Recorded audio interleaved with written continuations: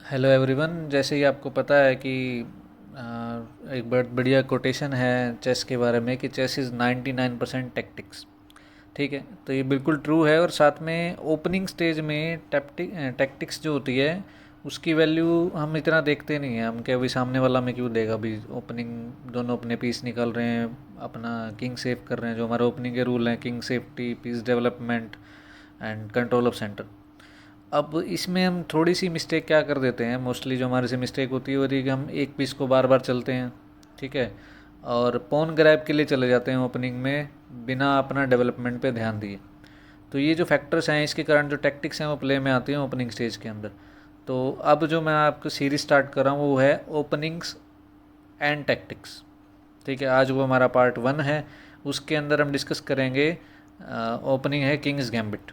आप Kings gambit जानते हो, E4, E5 एंड F4। यहाँ गैम्बिट होता है मोस्टली रिस्क। गैम्बिट का मतलब है रिस्क लेना। वाइट एक पॉन रिस्क ले रहा है, किस लिए ले रहा है?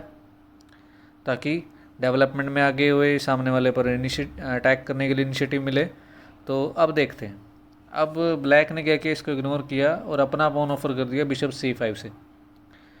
अब यहाँ सही मूव क्या होनी चाहिए? Night F3। जस्ट डेवलप करो अपना पीस, बिशप निकालो एंड कैसल करो, खेलो।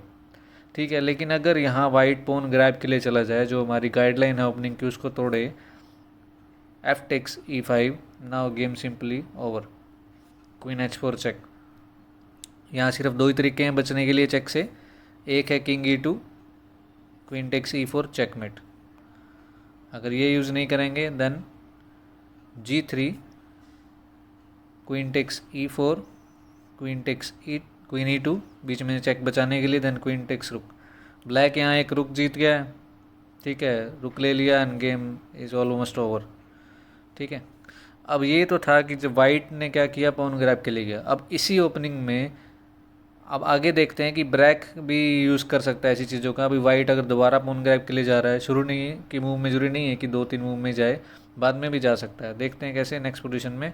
अब जैसे गेम चली E4, E5, F4, Kings gambit. पिछला क्या था? डेक्लाइन था। इस बार ब्लैक ने अगर एक्सेप्ट कर लिया, now white plate night F3, black ने चला नाइट F6। अब यहाँ देखो क्या है, उसके सेंट्रल पोन पे अटैक है, देन D3, नाइट C3 और ऑल गुड मूव्स। यहाँ वाइट क्या करता है, एक बार पोन को दोबारा चल देता है E5।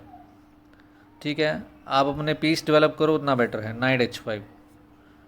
ठीक है, नाइट यहाँ दिखता है कि सेंटर से दूर जा रहा है, लेकिन ब्लैक के क्या आ रहे हैं, सारे पीसीज वाइट के किंग साइड पर आ रहे हैं, क्योंकि किंग का देखो ये डायगनल जो है वो वीक है। सॉरी, मूव नहीं चलिए। F2, G3, H4 वाला जो डायगनल है, वो विंडो जो है वो ओपन हुई पड़ी है। इस विंडो का ब्लैक अपने पीसीज लाने के लिए यूज़ करेगा, इसलिए उसने नाइट H5 चला।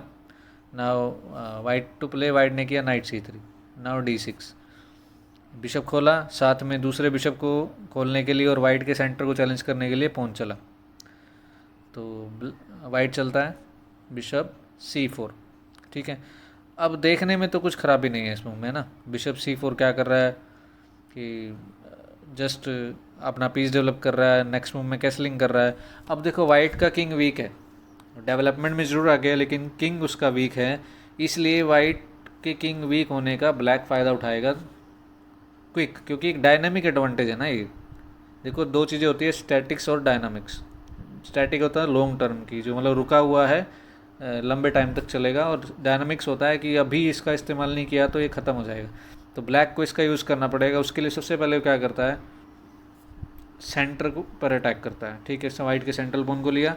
नाउ वाइट अगर इसको मार दे, knight takes E5, white threat क्या दे रहा है? क्वीन से H5 नाइट को मारना और नाइट से F7 मार के फोर्क लगाना। ठीक है, अब एक चीज़ देखो कि सेंटर ओपन हुआ है और किंग दोनों के सेंटर में है, और वाइट का किंग थोड़ा ज़्यादा वीक है, तो ब्लैक इसका यूज़ करेगा क्वीन H4 चेक। ठीक है, अब जैसे ही क्वीन H4 चेक दी, वाइट चलता है यहाँ किंग F1।